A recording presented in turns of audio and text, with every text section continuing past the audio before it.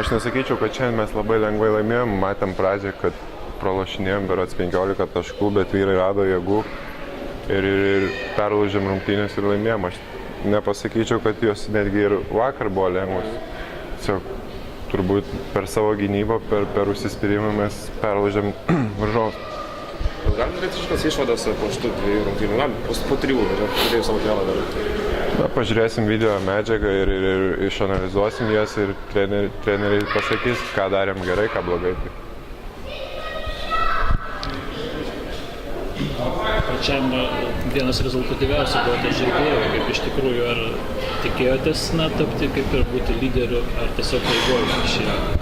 Iš tikrųjų, išeidamas į aikštelę, ten, nežinau, nesitikiu primesti taškų ar kažką, tai viskas gaunasi savaime iš tikrųjų.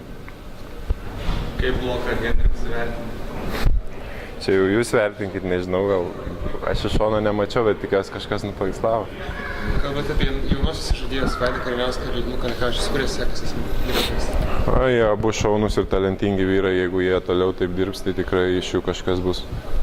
Krito akis gera gynyba, mažai praleidote taškų į savo krepšį, tiek pirmas, tiek antras rungtynės. Aš galvoju, jeigu šiandien būtumėm dar sumažinę tų klaidų skaičių, kur varžovai nubėgo ir įmetė paprastai, tai būtų dar geresnis rezultatas. Bet per gynybą mes šiandien laimėjom, nes, kaip sakė treneris, po 3 kėlinių mūsų tritaškiai buvo berods 13-0, tai puolimų šiandien mes tikrai neišlošėm tik gynybą, tai taip ir laimėm turnyrą, manau.